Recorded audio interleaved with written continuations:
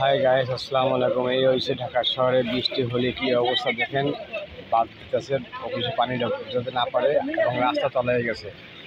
তো আমরা এখন ভিডিও করতেছি, দেখেন অল্প একটু বৃষ্টিতেই ঢাকা শহর তলিয়ে গেছে।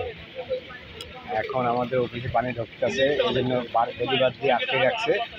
দেখেন আমাদের হুন্ডাগুলো তলায় গেছে, ওই যে আমার হুন্ডা তলায় গেছে, হুন্ডা ওখানে আছে, ওখানে তলায় গেছে। দেখেন কি অবস্থা।